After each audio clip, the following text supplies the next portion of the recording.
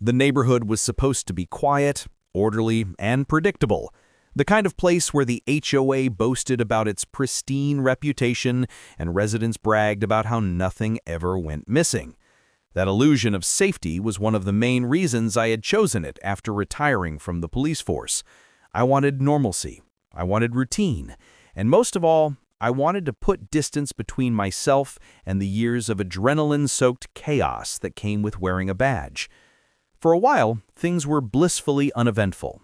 The cul-de-sac remained silent except for the rhythmic patterns of dog walkers, the distant hum of lawnmowers, and the overly enthusiastic HOA president making her daily rounds. But that calm was deceptive. Eventually, the truth revealed itself, slowly at first, then violently all at once. It started the morning I went to my garage workshop. The space was meticulously organized. Every tool had a place, every cabinet was locked, the workbench was always clean enough to eat off of. The garage had become my sanctuary, where the only things that mattered were sawdust, motor oil, and the soft music of my oldies radio. That morning, though, something felt subtly off. The atmosphere carried an unfamiliar stillness, as if someone had slipped inside while I slept and exhaled their presence over everything. It's the kind of sensation you can't explain logically, but after 20 years in law enforcement, your instincts scream when a room has been disturbed. I walked toward the gun safe in the corner. Massive, bolted into the foundation itself, the kind of safe you buy when you don't just want to keep thieves out, you want to challenge them to try. The keypad blinked back at me, waiting for the code. The moment I punched it in and the door cracked open, my stomach tightened. My entire upper shelf looked lighter, too light. A distinct empty space carved itself like a wound across the otherwise perfect lineup of cases. 3 of my firearms, the ones I kept locked away for home protection and personal collection, were missing. At first, my brain rebelled. I must have moved them. I must have taken them out for cleaning. Maybe I'd placed them in another case or forgotten to log something. I checked the second shelf, then the drawers, then the backup lockbox under the workbench. Nothing. The guns were gone. Stolen. And whoever had taken them had done it cleanly, professionally, and with confidence. There were no scratches on the safe, no sign of forced entry, no chaotic rummaging through the garage. Whoever it was knew exactly what they were doing. That's when I noticed the faintest smudge on the inside edge of the safe door, an oily fingerprint, smeared just enough to be useless but still noticeable to someone trained to look for it. My heartbeat slowed, not from fear, but from calculation. Someone had been inside my garage. Someone had been inside my home perimeter without my permission. And worst of all, someone had taken my weapons. The same weapons the HOA had lectured me about last year during their safety compliance review. That memory rushed back with the clarity of a reopened case file. The HOA president, with her overly rehearsed smile, had insisted on inspecting garage storage for hazardous materials. She'd brought 2 uniformed HOA security guards with her. Guards who weren't real police, not by any stretch, but strutted around like they had authority. The guards had lingered in the garage longer than necessary, their eyes scanning everything, sizing up equipment, noting the safe. At the time, I had brushed it off as them fulfilling some inflated job description. But now it felt like a warning in retrospect. I stepped back from the safe and replayed the situation from every angle. The break-in hadn't happened randomly. My garage had specialized motion sensors. The only people with access codes were me, the home builder, and the HOA security office, who insisted their codes were only for emergency compliance inspections. I laughed at that phrase when I first moved in, assuming it was just another HOA flex of power. But with 3 missing firearms, the humor evaporated entirely. The possibility dug deeper the more I considered it. The HOA guards had the access, they had the motive, and most importantly, they had the arrogance to believe they could get away with it. People like that always did. Overconfident, self-righteous, leveraging the HOA's authority as if it made them untouchable. Still, I didn't act impulsively. Old training never dies. I took photographs of the safe, documented the missing items, and checked the security footage from the night before. Oddly enough, the camera that pointed directly at the garage door had experienced a system glitch during the exact time frame the theft had likely occurred.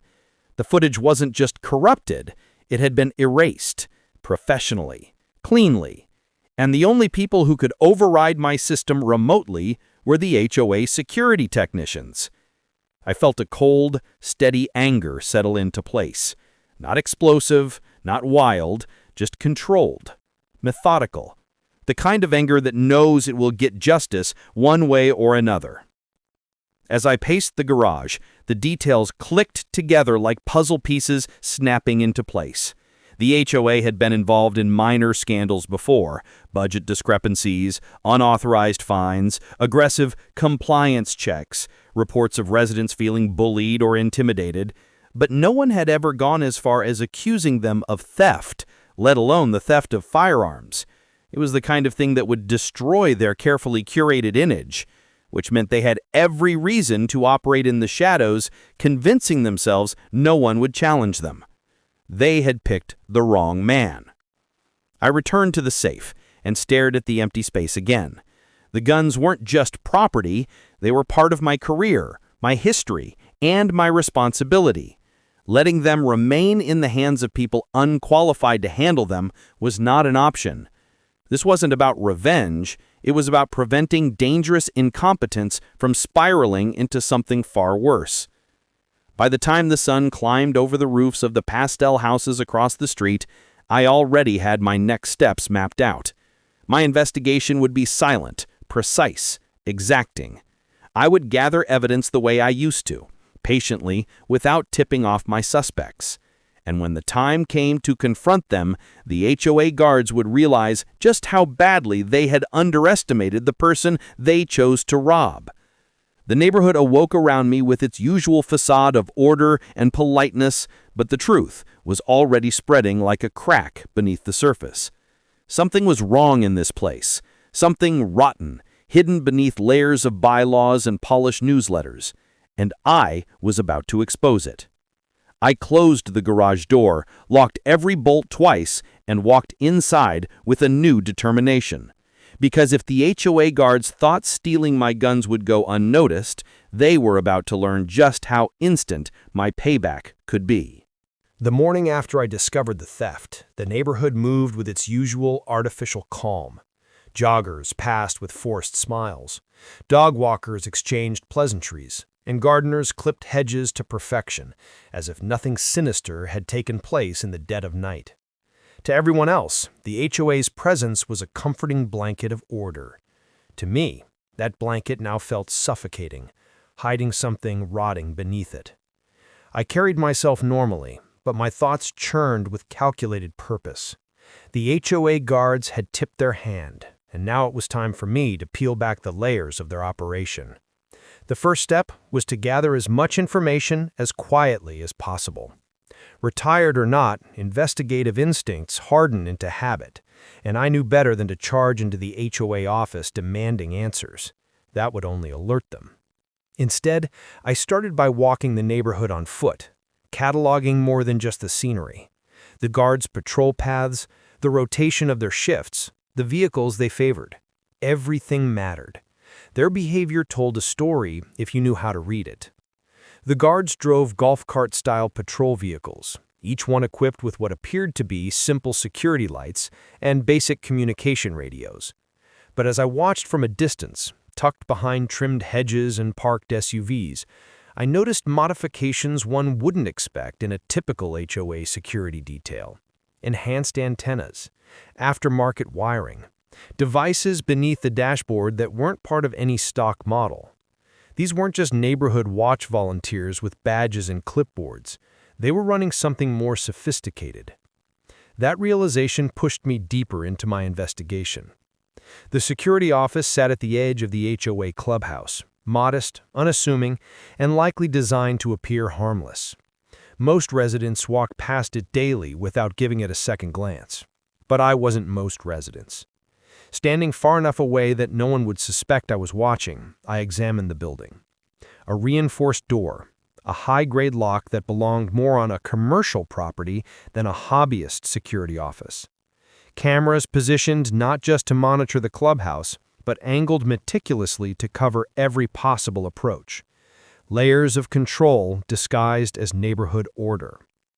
The more I observed, the clearer the truth became. The HOA guards weren't acting independently. They were part of a coordinated operation, whether sanctioned by the HOA leadership or conducted under their oblivious noses. Either scenario was troubling. While I watched the office, a new pattern emerged. The guards carried clipboards, but they rarely wrote anything on them.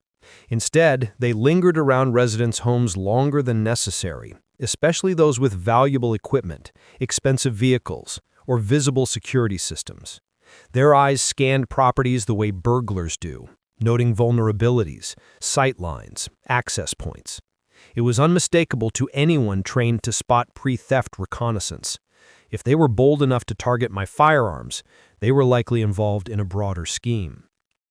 By midday, I shifted my attention to documentation.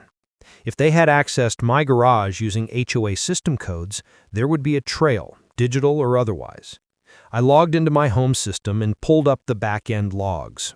Most residents never bothered to look at such things, assuming their system worked on faith alone. But I had the technical background to navigate deeper.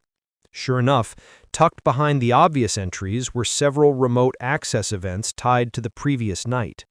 The timestamps aligned perfectly with when my cameras had suffered their so-called glitch. The entries had been suppressed, not deleted. Whoever tampered with them had technical knowledge but lacked the skill to fully erase their tracks.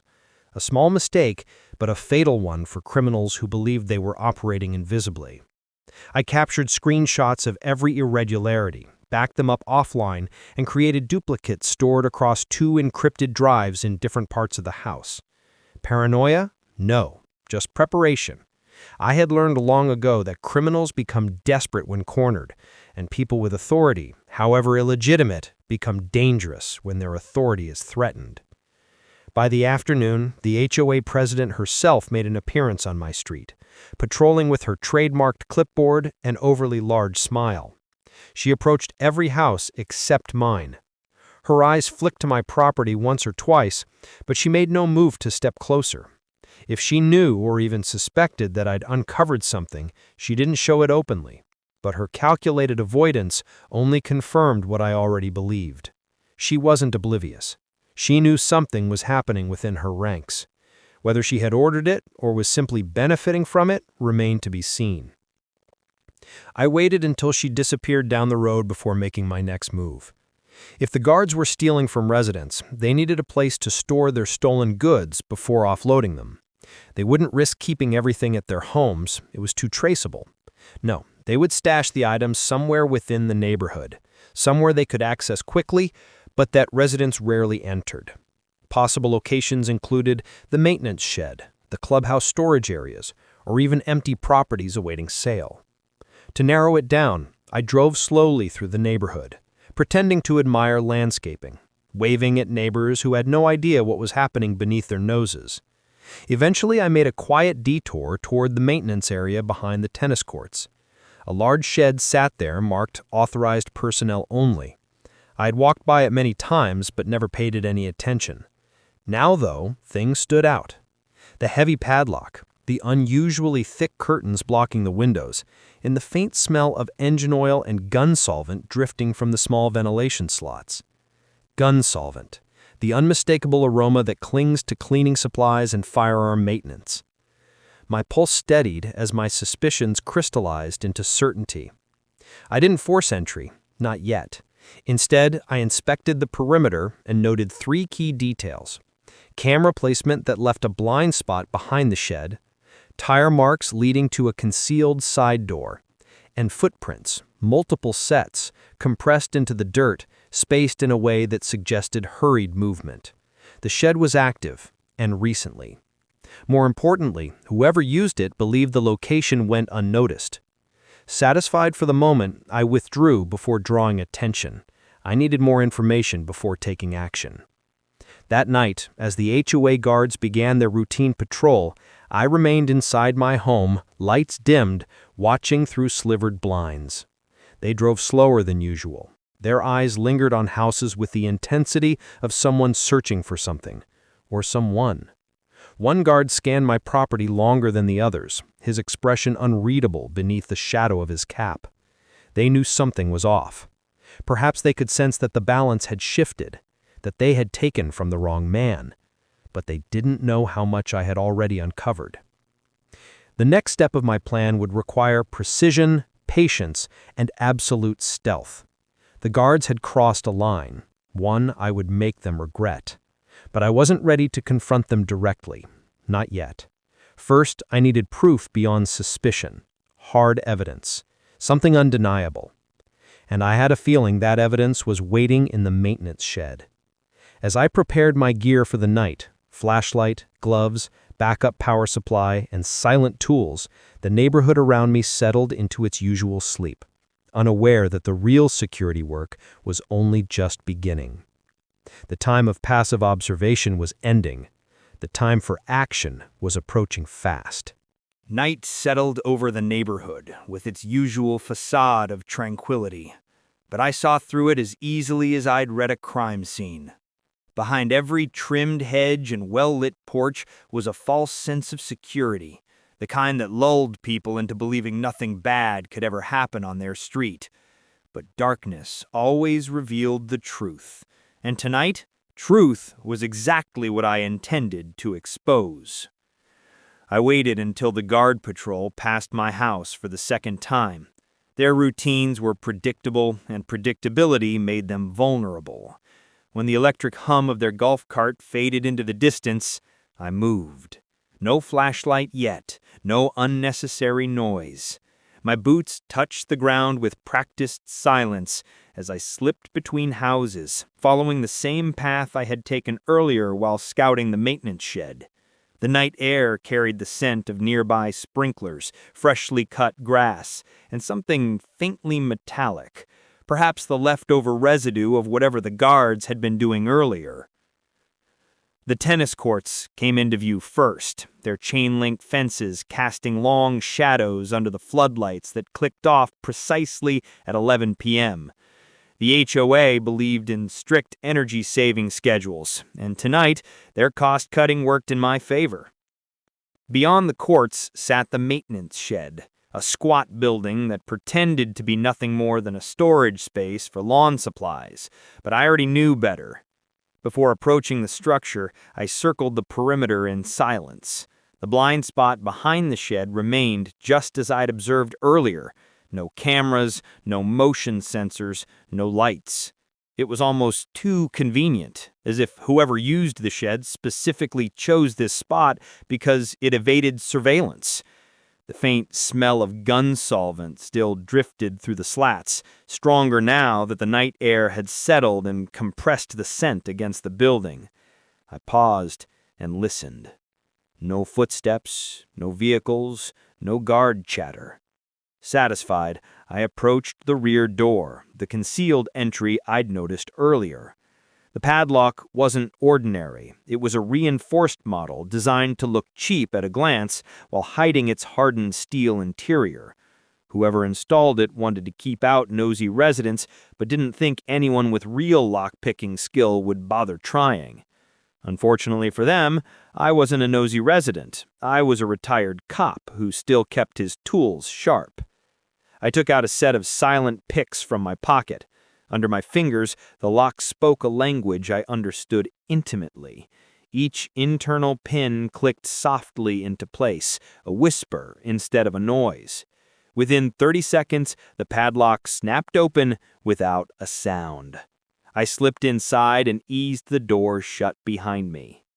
The interior was darker than I expected. I waited for my vision to adjust before turning on the small flashlight I'd brought, the kind that illuminated only what stood directly in its beam. The first sweep of light revealed a cluttered space filled with landscaping tools, fertilizer bags, and storage bins stacked unevenly along the walls. At first glance, it looked ordinary, but the order was wrong.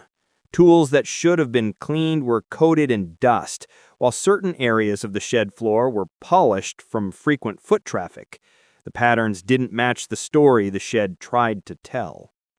I swept the flashlight lower, tracing those tracks toward the back section of the shed, where two large shelves stood draped with old tarps. The tarps hung too neatly, tucked in a way that suggested someone was intentionally concealing whatever lay behind them. The smell of gun solvent intensified. I lifted the first tarp. That's when the true truth revealed itself. Behind the shelf lay several hard cases, the exact brand and color of firearm cases I kept in my garage. 3 of them were mine. I recognized the scratches, the wear, the small label I put on each case for organization. My guns were here, but they weren't alone. More cases lined the shelf, cases that clearly did not belong to me. Some were marked with other residents' names. Others bore police department labels, seized evidence tags that never should have left a precinct. Whoever the guards were working with, their operation had been active for far longer than anyone suspected. The realization hit with the quiet force of a tidal wave. This wasn't just theft, it was a systemic pipeline, stealing items from residents, confiscating valuable goods, and stockpiling them for sale or trade. My firearms had simply become part of a larger pattern. I documented everything with my phone, taking photos from every angle, ensuring that even if something happened to me, the evidence would survive. Once I had enough documentation, I lifted the second tarp. Behind it waited an equally unsettling sight, a workstation complete with disassembled weapon parts, cleaning solvents, spare magazines, and a binder filled with handwritten lists. The lists cataloged inventory, including guns, electronics, tools, and even jewelry. Some entries were marked with sale prices, others were marked HOA hold, whatever that meant.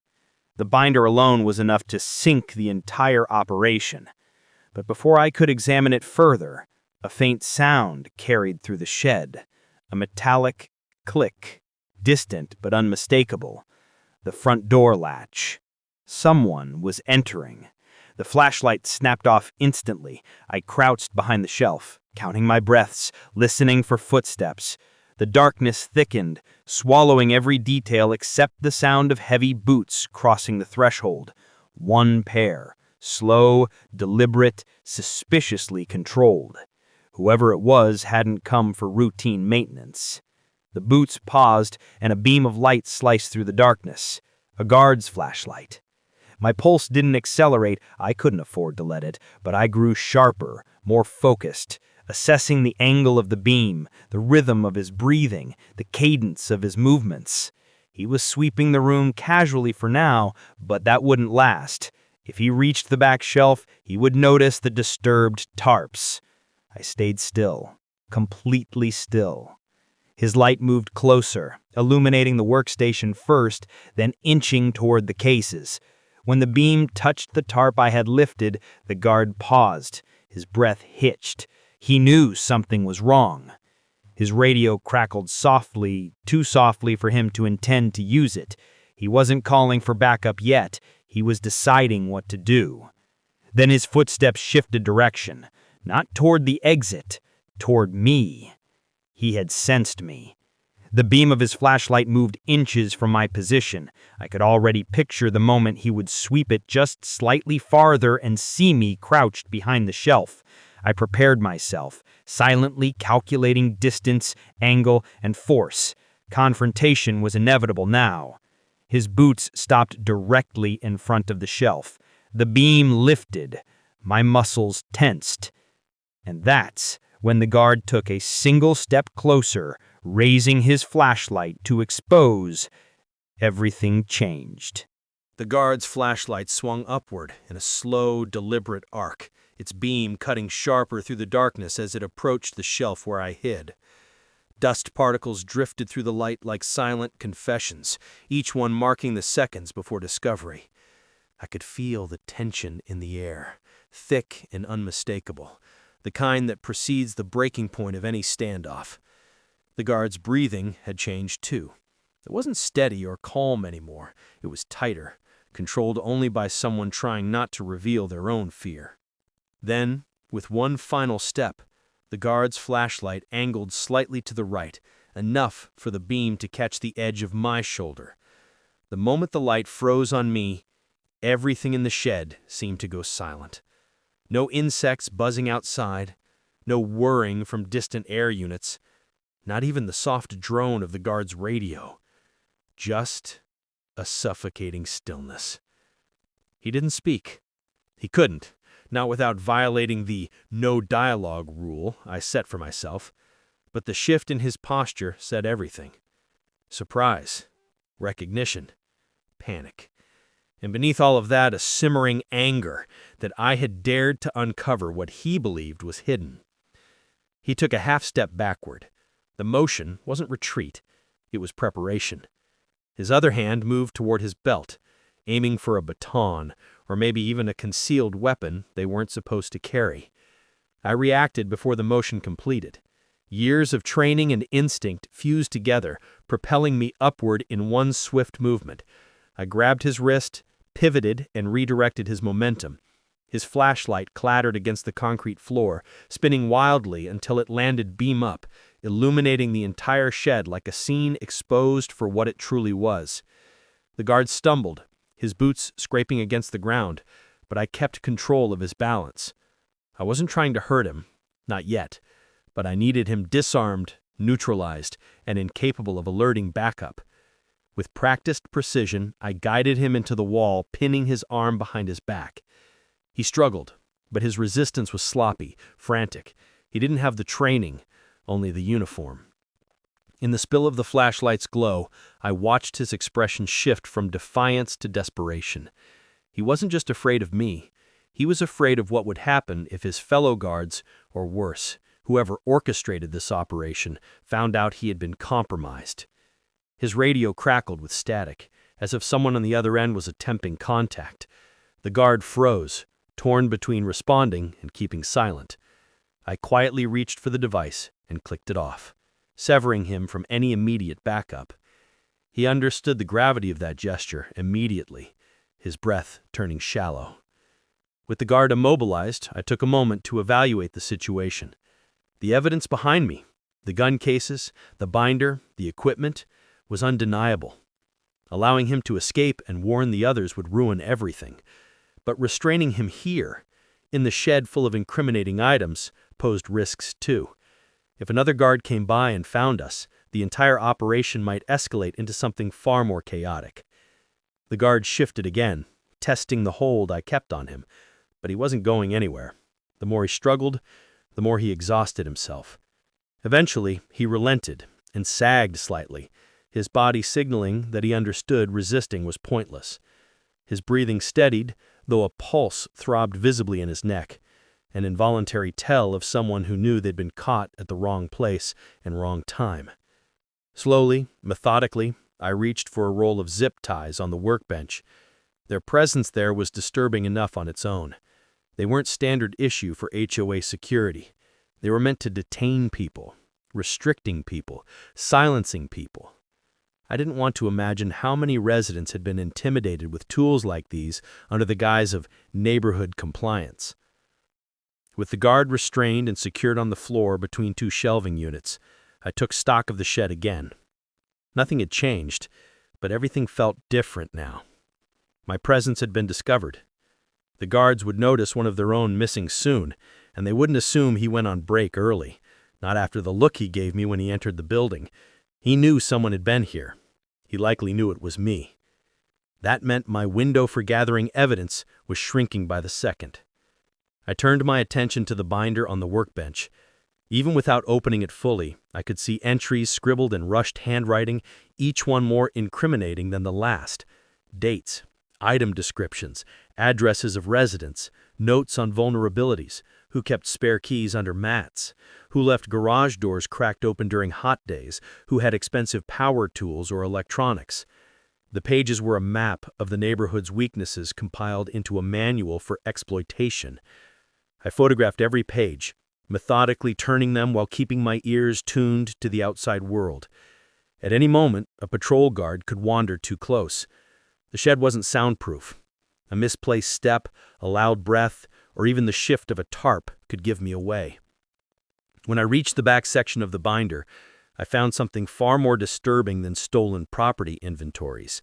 A list titled Interventions. Unlike the inventory, this section detailed select residents who had caused problems for the HOA. Complaints, disputes, challenges to authority. Each name had notes attached, strategies to correct behavior, petty intimidation tactics for some, but harsher measures for others. Multiple entries were marked with bold letters, completed. My name wasn't on the list.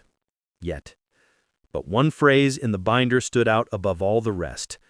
Remove firearms from residents, high control risk. They hadn't even bothered to hide their intent. I photographed everything. When I finished, I examined the cases containing my guns. They weren't damaged, thankfully, and they seemed untouched, aside from being relocated. That meant the guards likely planned to sell or move them soon. Their timing couldn't have been worse for them, and better for me. I closed the cases quietly and prepared to take them with me. But transporting them would be risky with guards on patrol. I needed a plan, and I needed speed. As I assessed the situation, a faint sound pricked my ears. A soft engine hum approaching from a distance. Not the high-pitched whir of a patrol golf cart. Something heavier. Something more deliberate. The guard on the floor stiffened. He recognized the sound, too. Headlights washed briefly across the far edge of the tennis courts. Someone else was arriving. Not a patrol.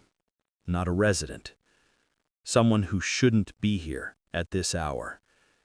I extinguished the flashlight instantly, plunging the shed back into darkness.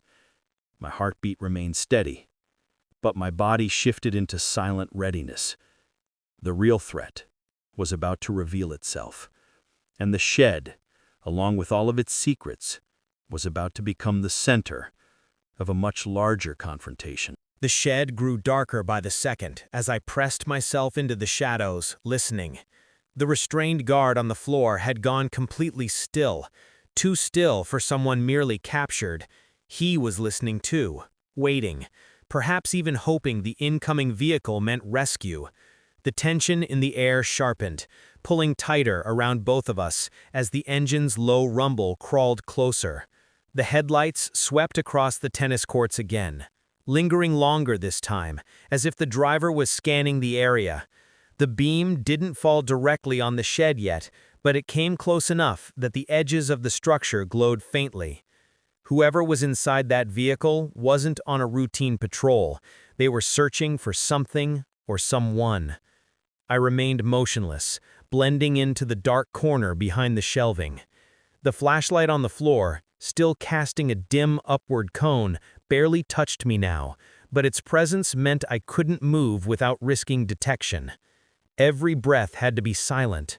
Every shift in weight had to be deliberate. Anything louder than a whisper could give everything away. The vehicle's engine cut out abruptly. The sudden quiet made the world feel suspended, like a held breath before a blow. Car doors opened. 2 distinct thuds. That meant at least 2 people. Their footsteps approached with confident, unhurried rhythm. Not the cautious tread of guards afraid of being caught. Not the hesitant gait of amateurs. This was the stride of people who believed they owned this place and everything in it. The guard on the floor inhaled sharply, barely audible, but full of dread. That tiny reaction told me everything I needed to know. The people outside weren't his colleagues, they were his superiors, and he feared them more than he feared me. A set of keys jingled softly, followed by the scrape of a lock being tested. They weren't checking the padlock I had already opened, they were confirming that it had been tampered with. Then a voice outside murmured something unintelligible through the metal wall, too faint to decipher but heavy with irritation. The sound of a secondary keyring followed. The shed's side door handle jolted once, twice, then turned. They had a key, of course, It made sense, but the padlock hanging loose on the latch prevented the door from opening fully, buying me precious seconds. Metal clinked sharply. They were removing the padlock. Inside the shed, the guard's breathing quickened. His shoulders trembled. A sheen of sweat glistened on his forehead. He was cornered in ways he hadn't expected tonight, and from more than just me. The padlock dropped to the ground outside with a dull thud. The door creaked open slowly. Light spilled into the shed, spreading across the floor like a creeping tide. The silhouette of the first figure appeared. Tall, sturdy posture, the outline of a tactical vest barely visible. The second figure followed, slightly smaller, but with the rigid sharpness of someone accustomed to giving orders. Their posture alone carried a weight that explained the guard's fear. The taller figure stepped inside first, sweeping a high-powered flashlight across the room. Unlike the flimsy handheld the guard had carried earlier, this beam cut through the darkness with surgical precision. It carved across the shelves, the floor, the tarp I'd disturbed, and finally the restrained guard lying helplessly between the shelving units. The taller figure halted, raising the beam higher. His stance stiffened. The second figure entered behind him, and for a moment both stared at the tied-up guard without speaking. The silence simmered, charged with disappointment and something far more ominous. The guard whimpered beneath his breath, a quiet, involuntary sound of someone who knew he had been marked for more than reprimand. The taller figure crouched beside him, though from my position I couldn't see what expression passed between them. The guard trembled harder. A gloved hand reached toward him, not gentle, not even curious, just firm, angry, and businesslike. The taller figure inspected the zip tie, inspected the shelf, and swept the flashlight over the rest of the shed. I held still, calculating my next move. 2 intruders, both likely armed, both with authority over the guards.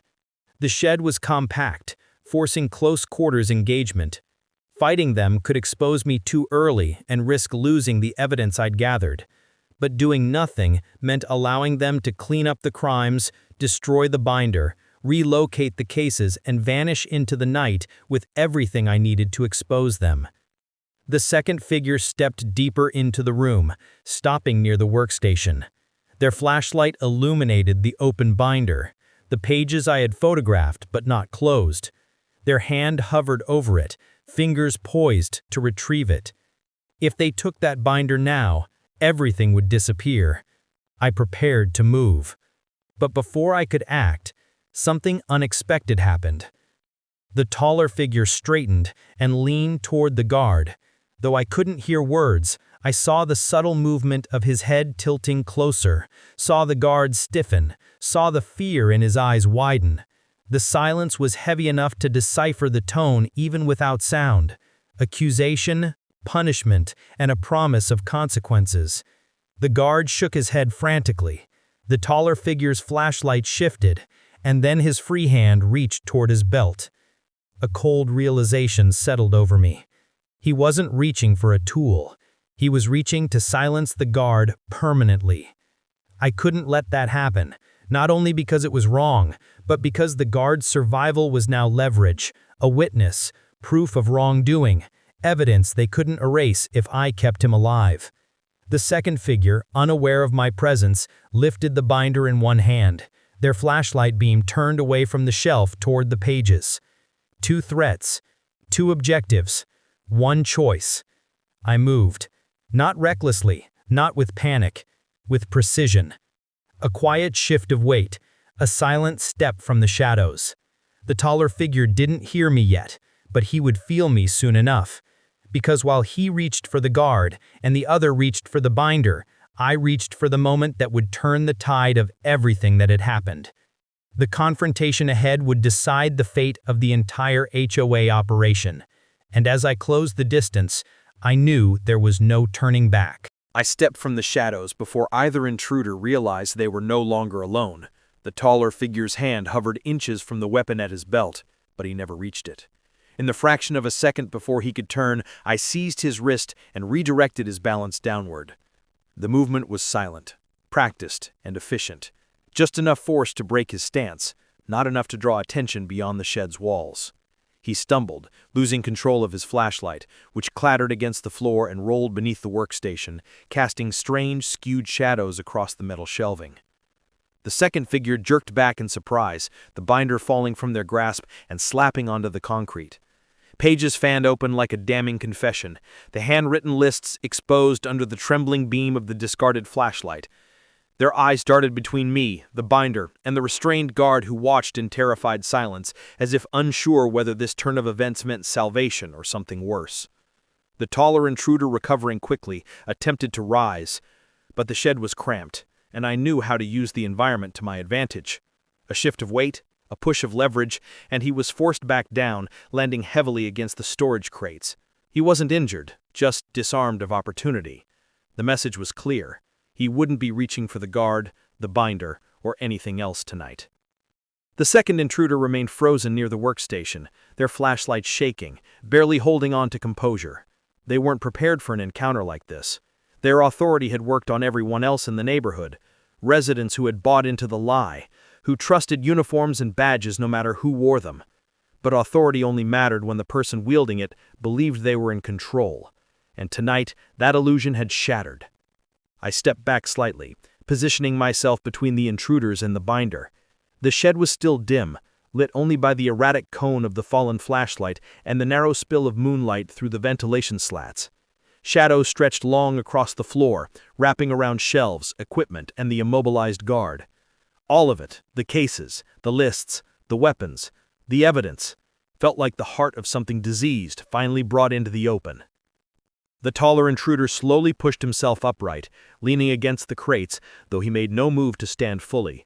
His breathing was heavier now, anger simmering in the tightness of his posture.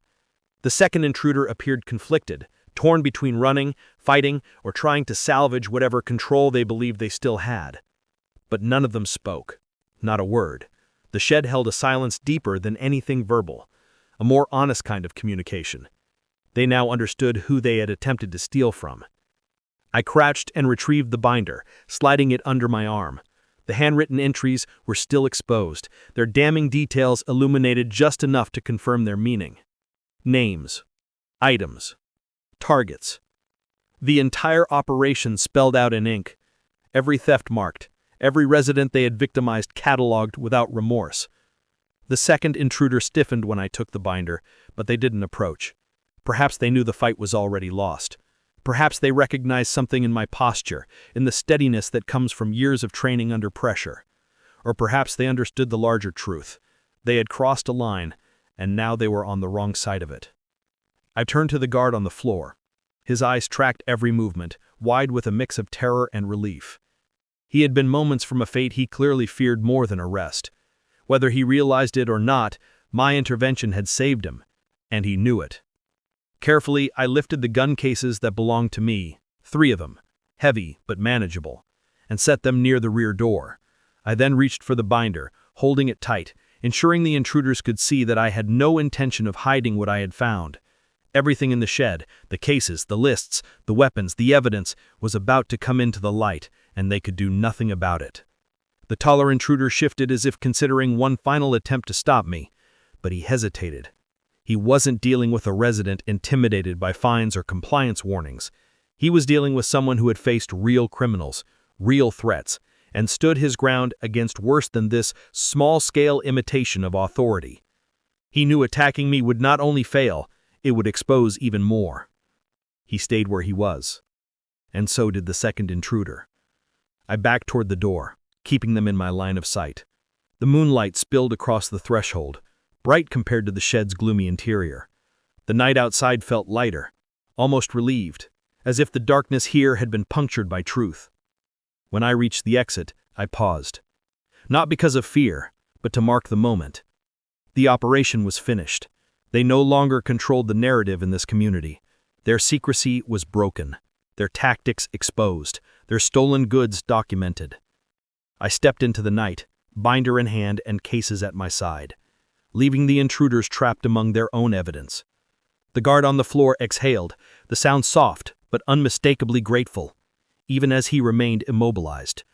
The other two watched in defeated silence, their empire of intimidation collapsing around them. Outside, the neighborhood was still.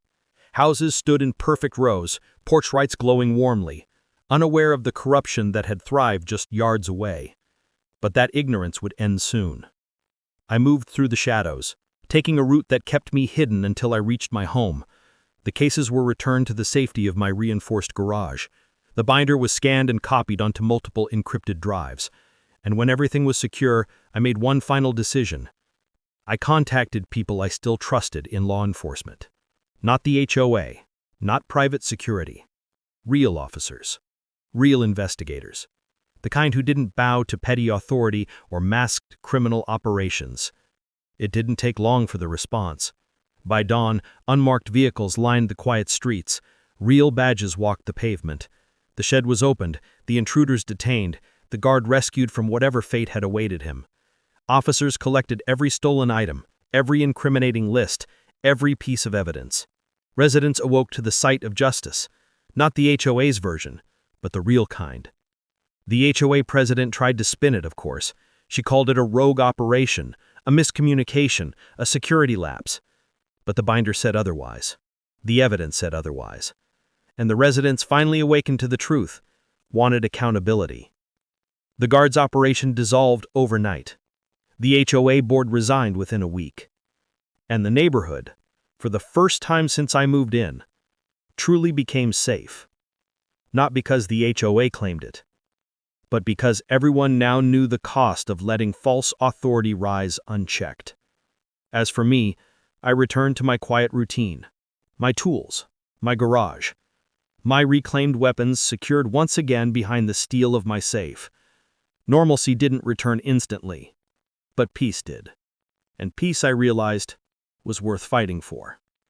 I'd hoped to leave my old life behind when I retired, but sometimes justice knocks on your door. And sometimes it sneaks into your garage and steals your guns. Either way, I answered.